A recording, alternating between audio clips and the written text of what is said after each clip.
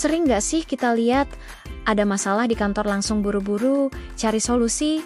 Turunnya efisiensi laboring staff, ada keluhan publik, semua proses dipercepat. Sikap reaktif kayak gini tuh mirip dokter yang ngasih obat sakit kepala ke pasien tumor otak. Gejalanya hilang sementara, tapi penyakit utamanya makin parah. Nah, di video ini kita akan ubah pola pikir itu.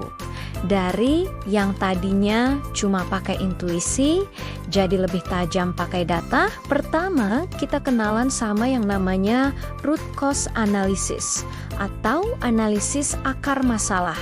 Intinya, kita harus bisa bedain mana gejala, mana akar masalahnya. Misalnya nih, laporan menunjukkan efisiensi kerja turun 15% bulan ini. Respon yang salah adalah langsung nyuruh staf lembur atau nyalahin sistem IT yang lemot. Itu cuma ngobatin gejalanya. Respon yang benar adalah jadi detektif data. Coba bandingkan data kinerja sebelum dan sesudah penurunan. Apa ada variabel yang berubah? Mungkin ada kebijakan baru? Atau software yang baru diupdate? Dengan begitu, kita bisa menemukan penyebab sesungguhnya. Contoh lain, ada banyak keluhan publik yang bilang pelayanan kita lambat. Kalau kita langsung mempercepat semua proses secara membabi buta, itu justru bisa bikin kacau. Coba deh kita bedah dulu keluhan lambat ini. Lambatnya di bagian mana? Pas pendaftaran, verifikasi berkas, atau pas penyerahan hasilnya? Dengan memecah masalah besar jadi potongan-potongan kecil, kita bisa tahu titik mana yang paling butuh perbaikan. Jangan tembak semua nyamuk pakai bom. Cukup pukul nyamuk yang gigit saja. Konsep kedua yang gak kalah penting adalah validasi dan integritas data. Pernah nggak ngalamin situasi di mana data dari unit A beda sama data dari unit B? Unit A bilang progresnya 70%, unit B bilang baru 50%. Siapa yang benar? Jangan langsung pilih kasih atau percaya sama yang lebih senior. Solusinya adalah triangulasi data. Cari sumber ketiga yang independen sebagai pembanding. Bisa dari sistem, log aktivitas, atau pihak eksternal.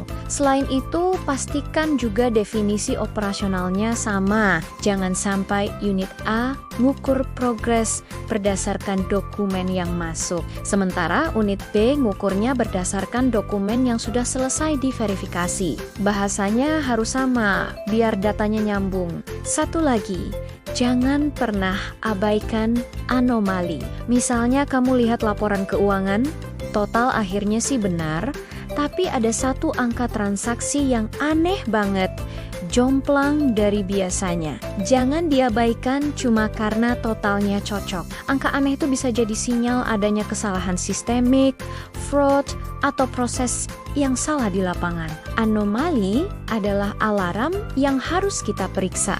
Terakhir, hati-hati sama jebakan logika paling umum, menyamakan korelasi dengan kausalitas. Artinya, cuma karena dua hal terjadi bersamaan, bukan berarti yang satu jadi penyebab yang lain. Contoh klasik di layanan publik, data menunjukkan antrean panjang terjadi bersamaan dengan tingkat kepuasan yang rendah. Langsung kita simpulkan, oh, pasti karena antreannya panjang, makanya pengunjung nggak puas.